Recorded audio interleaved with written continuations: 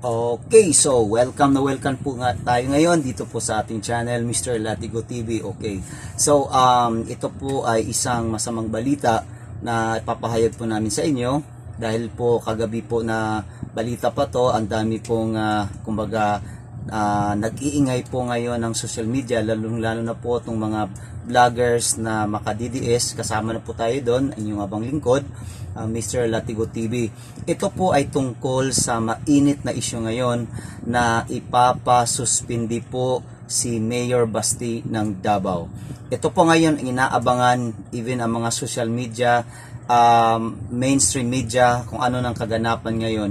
Okay, so ang tanong kasi rito, bakit po pinagtripan o pinagdiskriptahan ngayon si Mayor Basti ng Davao, yaong wala naman po siyang masamang ginawa. Okay, ang issue po na nasagap natin ngayon dahil po daw ito sa war on drugs. Okay, teka nga muna, tila yatang pinag-iinitan talaga ang mga Duterte dahil kung napansin nyo po, inumpisahan nila ulit ang pag-iimbestiga nitong paglipat ng pera or instructed by the President to the Department of Health before during the pandemic. Kung napansin nyo po, pinag-uusapan ngayon dyan sa Kongreso itong problema noon o issue ng DOH at saka yung ICC. So maliwanag po maliwanag pa sa sikat ng araw na talagang plano nitong bangag na Marcos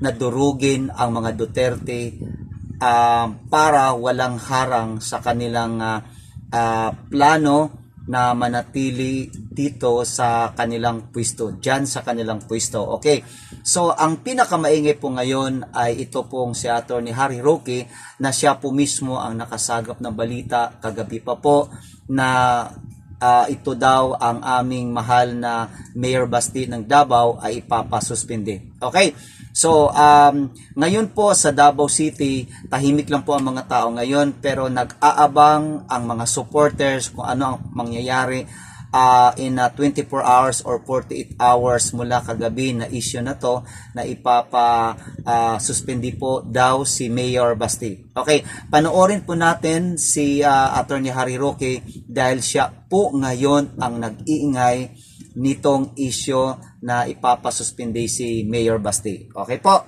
Ayan. Ipas lang ang araw kung kailan nagbigay ng ayuda itong si Presidente Marcos sa Davao mismo at isususpindi daw ang ating Mayor Baste Duterte.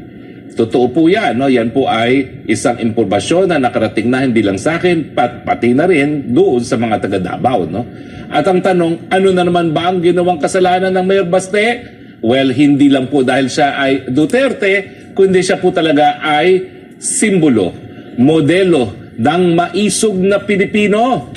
Kaya nga pong sinasabi natin, yung matututo nga itong pagsususpinde, hindi lang po ito dagok sa pamilyang Duterte. Ito po ay dagok sa buong sambayan ng Pilipino dahil tinitingala ngayon ang Mayor Baste Duterte bilang mukha na maisog dahil po talaga naman bang naninindigan siya, no? Pero wag po natin kalimutan, ha? Bukod sa pagiging Duterte, ito pong si Mayor Baste, hindi pa siya nasa larangan ng politika. Siya ay happy-go-lucky lamang. Nung panahon ng Yolanda ay talaga naman pong tinigil ang lahat at nagpunta ron at talagang tumulong sa pag-aalaga dun sa mga survivors at syempre sa pagkakalat ng mga labi ng mga biktima, no? At syempre alam natin ngayon na lahat ng mga opisyales, lalong-lalo na kung ikaw ay Duterte at ikaw ay makikiisa sa karapatan ng taong bayan para ipahiwatig ang iyong karamdaman, ipahiwatig ang iyong mga reklamo laban sa gobyerno, kayo po ay sususpendihin. Ang mensahe, wala kaming pakialam sa inyo mga Duterte, wala kaming pakialam sa inyo sambayan ng Pilipino. Bawal ang kritiko sa administrasyon ni Marcos Jr. Kaya nga pong sinasabi ko, parang naulit muli ang panahon ng diktadorya. Pasensya na po kayo. Dinadaan na lang natin sa awit. Pero totoo po yan. Kaming mga nabudol, mga umakyat sa entablado ng Marcos. Abay, akala namin talaga babaguhin ang imahe. At dahil hindi naman talaga binibigay ng Panginoon sa kaparehong pamilya ang pangalawang pagkakataon para sa tinatawag sa English na redemption. Pero linustay pong pagkakataon, inuulit ang kasaysayan, sinusupil lahat mga nagpipinta sa gobyerno at ang gusto nila puro-puri na lang sa bagong Pilipinas na wala pong pinakaiba dun sa sinasabi nilang bagong lipunan at talaga naman pong napakagaling nitong bagong Pilipinas. Pinakamataas ang pagkagutom ng mga mamamayan sa administrasyon ni Marcos Jr., pinakamababa ang balor ng piso, wala pong tigil ang pagtaas ng presyo ng bilihin. Tayo po'y sumamba sa bagong Pilipinas. Tayo po'y makikita-kita dyan sa Tokyo, sa Maisog. Siguro naman po hindi tayo susupilin dun sa Tokyo dahil bagamat ako'y merong issue sa Japan dahil hindi pa. Okay, so maliwanag po ang sinabi po ni Attorney Harry Roque na talagang sabihin na natin may masamang balak ang itong bangag na administrasyon na to na si Marcos na durugin, pulbusin ang mga Duterte para walang harang sa kanyang plano na manatili sa pwesto. Okay. So, ang bibigyan natin ng koro-koro ang issue ito, pero bago yan, mag-hi muna tayo dyan sa mga subscribers natin dyan, mga nanood dun sa Amerika, din sa United States, dyan po sa Germany, sa Canada, at sa lahat po ng ating mga kaibigan, mga OFW. Kayo po ang bagong bayani ng Pilipinas. Kung hindi po sa inyo, matagal na pong bagsak ang ekonomiya ng Pilipinas. At yan ang katotohanan na hindi na po natin pwedeng ipag-deny. Okay, patuloy tayo. So, ito ngayong issue na pagsuspindi kay Mayor Duterte ay nagkaroon po ito ngayon ng clamor. Okay? So, iba't iba ang reaksyon ng mga tao ngayon kung bakit sa dami ng problema ng Pilipinas, bakit po ang ginagawa ng demonyong gobyernong ito ay habulin ang mga kritiko ng kanyang administration. Bakit po? Ayan ang problema natin sa napakataas ng presyo ng bigas, mahal na bilihin, maraming Pilipino ang hindi pa nakakain ngayon, maraming Pilipino ang walang mga trabaho. Ang daming problema natin ngayon. Pero bakit nakatuon ang tarantadong gobyernong ito para habulin ang kanyang mga kritiko? Una, di ba po may mga politiko na po na kanya suspindi, lalo na po yung si Governor Hubahi. Bakit po? O anong kasalanan doon? Walang kasalanan yung gobernador na yun, pero sadya talagang hahanapan ka ng butas, lalong-lalo na kapag ikaw ay isang politiko na sumusuporta nitong maisog na grupo ng DDS. Okay? O di ba pagkatapos niyan may rally po doon sa Cebu. Ano nangyari kay Mayor Rama? Sinuspindi nila, at ang ibang mga lugar na pagdausan ng rally ng maisog walang nasuspindi, pero ang lugar na pagdausan ng rally ay nilagyan nila ng mga traktura, mga container van, malalaking truck. Di ba po ito ay kabastusan, katarantaduhan, ito ay gawain ng demonyong administration na to. Kaya kayo na nanonood ngayon sa channel na to, magmasid ho tayo, hindi na po kayang lunukin ng mga Pilipino. Nakakasuka na po ang administration ng demonyong Marcos. Alam mo kung bakit ko ginamit ang word demonyong Marcos? Tingnan mo mga kasama niya, anong pinaggagawa ngayon? Ha? Anong pinaggagawa? Instead na i-address ang pinaka-problema ng bansa, pero mas inuna nila ang magpayaman. Ang tingin nila sa mga Pilipino ay mga patay gutom. Bakit? Instead na magbibigay sila ng long-term solution, ang pinaggagawa nitong mga putang ina nito ay nagbibigay sila ng ayuda. Puro ayuda. Kaya nga tingin sa atin dito para mga patay gutom ng mga Pilipino. O tingnan mo, kahapon napunta sila ng Carmen. Anong pinaggagawa nila doon? Namimigay sila ng I think 20 or 25 kilos ng bigas at pera. Tapos binagbigyan pa nila ng pera yung mga tricycle driver. Okay? Pwede naman natin tanggapin yun, pero ang katotohanan, hindi po yan ang tawag nito, ang solusyon sa problema ng kagutuman. Hindi po yan. Kailangan ikaw na presidente gumawa ka ng long-term solution. Hindi po ganito. Pero ang ginawa nila ngayon ay namumudmud, nagpabango sa mga Pilipino sa isang sagot. Bakit? Malapit na po ang eleksyon. At saka, isa pa, malapit na siyang magsuna. Gusto niya ipakita sa taong bayan na talagang may nagawa siyang katarantaduhan. O di ba po katarantaduhan na pinagagawa niya ng mamumulbo ng ayuda, ayuda, ayuda, ayuda. O tingnan mo sa Metro Manila, nagrarally na po ang mga tao doon. Hindi na po siya matanggap. Kaya ang sinturon ngayon ni Marcos ay sumisikip na po. Taranta na po yan. Baka po the days is counted to the president that he's no longer a president in the Philippines. May plano, okay? May plano po na patalsikin ang tarantadong presidente na yan, okay?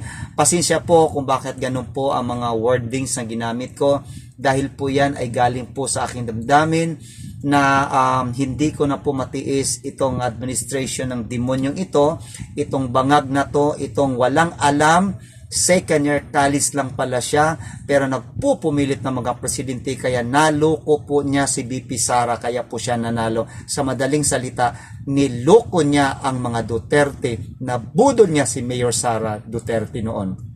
Okay, tandaan natin, tahimik ngayon ang ating VP Presidente, tahimik ngayon si Tatay Digong, pero hindi nakaligtas ang ating Tatay Digong dahil sa oras na ito, itong araw na ito, nagpalabas po ng statement ang Isiminay na pati ang Facebook po ni former President Duterte ay ginurgor na po, tinanggal na ang kanyang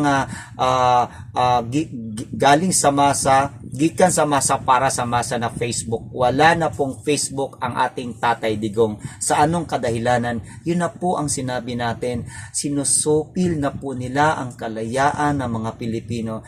Mga demonyo kayo, mga ugok kayo. Demokrasya ito, may karapatan ng mga Pilipino na mag-rally kung saan-saan. Di ba po nung kapanahon na ni former President Duterte, ang daming nagrarally. O ngayon, nag-instruct po ba ang presidente noon na dakpin ang lahak, sikupin ang lahak? Walang ganun. Kasi demokrasya eh. Ultimo, yung kanyang vice president noon na si Leni Robredo ay napakaraming ang tawag nito paninira below the belt kay former President Duterte. Pero anong ginawa ni Tatay Digong? Na panahon na yon may plano nga na i-impeach si Leni Robredo, pero anong ginawa ni Tatay Digong? Anong sabi niya sa kanyang kabinete at sa kaibigan niya mga kongresista? Tigilan niyo yan, hayaan niyo siya na magngaw-ngaw na magngangaw. Bakit? Binoto siya ng taong bayan. Isa lang ang gustong palabasin ng ating mahal na Pangulo, ipinakita po niya ang demokrasya. Pero sa panahon ngayon, tama po si Attorney Harry Roque, nauulit ang kasaysayan.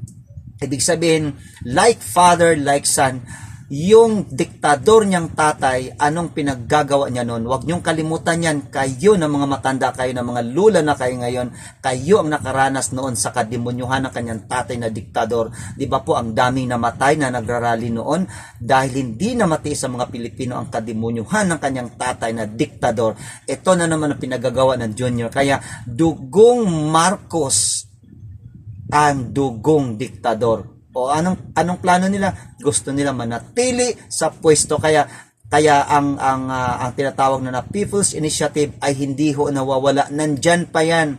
Nandyan pa yung People's Initiative dahil yan lang ang paraan nila na pwede silang manatili sa pwesto. At saka pag may sumiklab na digmaan dito sa West Philippine Sea, anytime itong animal na presidente na to, kaya niyang magdeklara ng tinatawag martial law. Kapag po ay martial law ang bansa, the entire nation is in martial law, ang presidente na yan ay pwedeng manatili sa kanyang pwesto. Kagaya ng nangyari noon sa kanyang tatay. Di ba po nag-martial law? Huwag ho kayong mag-deny. Kayo mga lula kayo, itanong nyo yan. Sabihan nyo sa mga apo nyo na nakaranas kayo ng panglulupig noon sa panahon ng kanyang tatay na diktador na Marcos na inulit naman ng kanyang mga anak. Alam nyo po, sa mga oras na to, ang mga Pilipino talaga ngayon naghahanap ng katarungan, totoong kalayaan sa kahirapan ngayon. Naghahanap sila ng sagot. Okay? Naghahanap sila ng sagot nitong madilim na pamumuno ni Marcos Jr. Okay? So, antabayan na lang po natin kasi po ang mga taga Davao ngayon ay nag-aabang kung ano ang mangyayari from this hour, 24 hours from now, 48 hours from now, kung sino po ang mag-serve ng suspension order para po kay Mayor Basti.